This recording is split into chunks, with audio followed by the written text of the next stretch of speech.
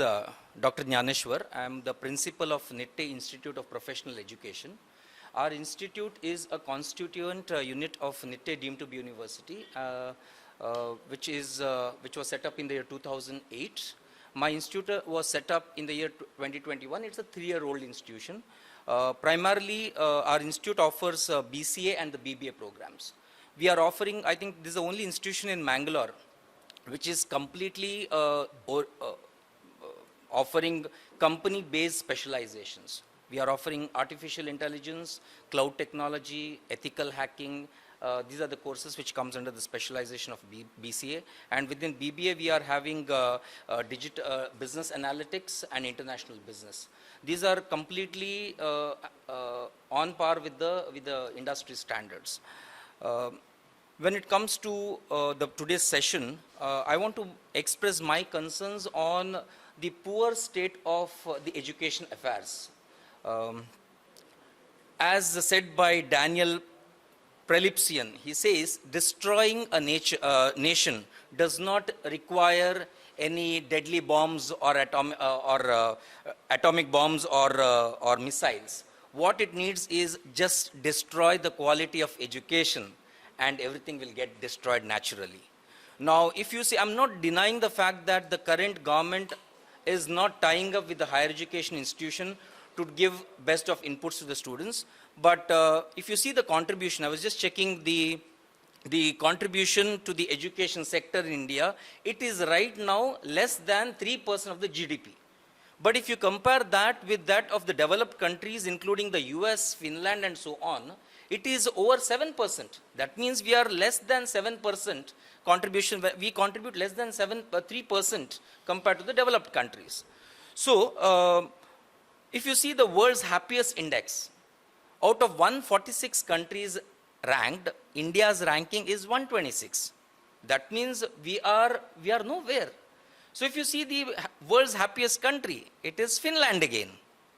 What makes Finland the happiest country? No education system. Students do not take examination in their childhood. In fact, here children get admitted at the age of at the age of 3 years itself. They go to the play school or less than 3 years. But if you see our olden system, it was told very clearly, if your right hand doesn't touch a left ear, you should not get admitted. But now we don't do that. And also, if you see the Finland system, even when you go to the higher education system, 16 years, or when a person is doing engineering, he does not take examination. Examination is completely optional. But here, it is not like that. We are still following the Macaulay system. Things have all changed. We are now dealing with the generation Zoomers, whose attention span is less than 20 minutes. But if you see our academic schedule, classes are set for 1 hour. They turn themselves off just at the 20 minutes. Then it is 20 to 1 hour is completely to the walls. Now, I am very clear with regard to the concerns I have. So I've made a list of the points. First thing is, education is in a concurrent list. So that means state and center both have policy when it comes to education matters. Now, if you see, I don't want to talk about anything politics here, but politicization of education system. So right now, if you see in Karnataka or in Mangalore, we have universities which are deemed to be universities, which comes under the center list. At the same time, there are also state affiliated institutions or state private universities. Now, the NEP, we are currently right now in NITTE, we are adopting the NEP policy with multiple entry and exit points.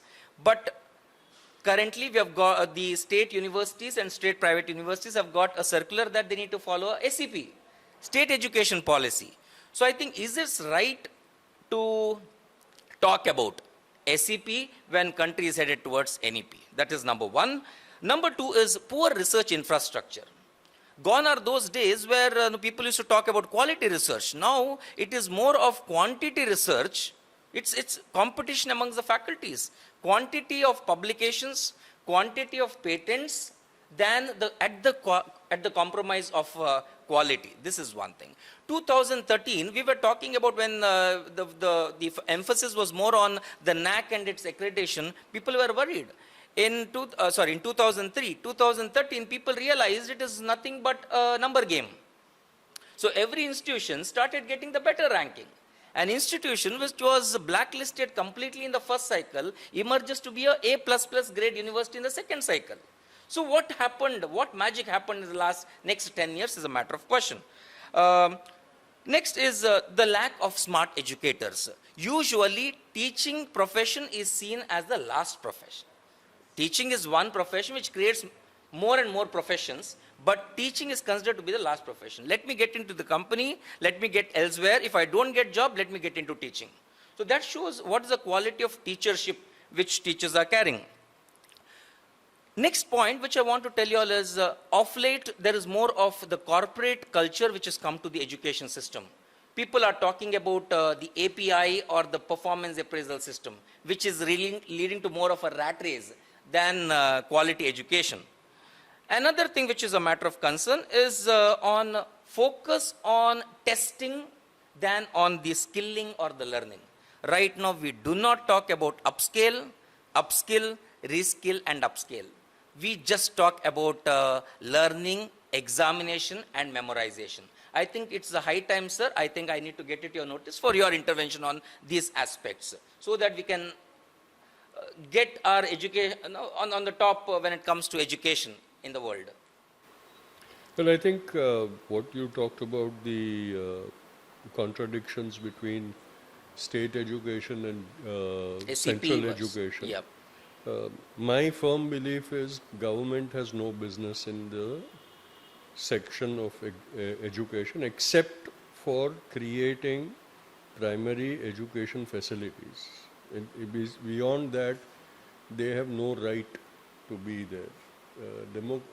Unless education is democratized and non-centralized, unless it is made regional specific, it will never be effective education. Because exactly.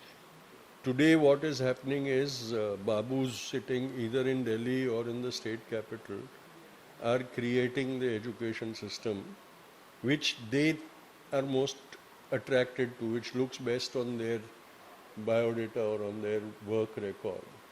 It doesn't matter to the teachers are not taken into consideration, the students are not taken into consideration.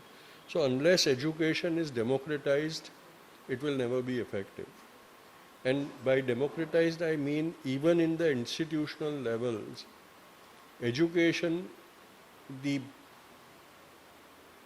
pattern and model of education must only be decided by the faculty of the institution and the students of the institution. Beyond that, nobody else should have any interference in that. Because unless we democratize education, you gave the example of Finland. That is, the success is because of democratic education system. Exactly, yes. There is no authoritarianism, there is no dictatorship in that.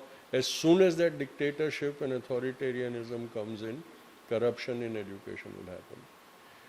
One of the biggest misfortunes of India today is both healthcare and education have become businesses instead of services. And that is where profitability has become the criteria and not performance or results that are present today. Colleges are run more like businesses and less like institutions of learning. I'm not generalizing, but basically majority of institutions are like that. And so we have to rethink that entire focus of the industrialization of education, corporatization of education. We have this whole breed of education entrepreneurs. I don't say that there shouldn't be an element of entrepreneurship in education, but it should be service-oriented rather than business-oriented. That is one thing. We are not at all investing in ideal teacher training. We are not investing at all in the ideal of teaching. We are just doing the technology of teaching, but there is no, the ideal, the philosophy of teaching is completely absent. You talked about quantity in research Yes. rather than quality. Quality. At the Today- compromising quality. Today, Indian PhDs are not being considered anywhere in the world. Indian PhD theses most often are thrown into trash bins. I have many a times I have been presented with PhD theses from India, and it is horrifying that they do cut paste jobs from Wikipedia and things.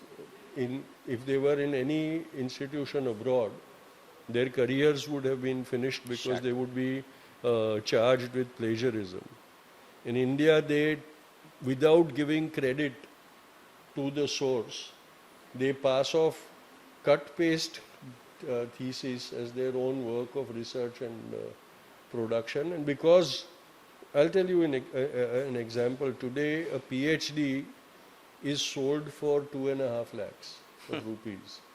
You pay 2.5 lakhs of rupees, your PhD degree is delivered to your house without you doing anything for it. Publications Yes, are sold, everything is- where ghostwriters write everything. It's a rampant business. And it is sold in your name. The thing is, This is where yeah. the caliber of intellect has completely become dismal in India. I was at a conference in a reputed university in Maharashtra. It was in October, so they had a conference on Gandhi. And there were about 40 papers presented over a period of 3 days. It was confined to Maharashtra, so faculty from colleges from all over Maharashtra had come. Most of them were boasting of PhDs. Their papers on Gandhi were like essays of fifth standard students, copied from Wikipedia. Gandhi was born in Porbandar on 2nd October. His parents' name was Karamchand and Putliva. For 3 days, I sat and listened to that conference because I was the chief guest over there, and I was to give a valedictory address for that. And I think they were in shock when I got up to speak. I said, it has been a waste of my time for 3 days. And I said, if this is the caliber of teachers. Copyright is more emerging like right to copy. Just to tell you, when I think in 2019-20, the word internship emerged like anything. And now you would see UGC coming up with a policy for apprenticeship. These are all nice terms. But then comes a question, when large numbers come out of the institutions, where are the companies to offer internship opportunities? So what is happening? Again, it's going to a business model where I will give you internship opportunity, you pay me 3,500, I'll give you internship opportunity. You give me money, I give you certificates. Ultimately, it's all leading to a number business. So.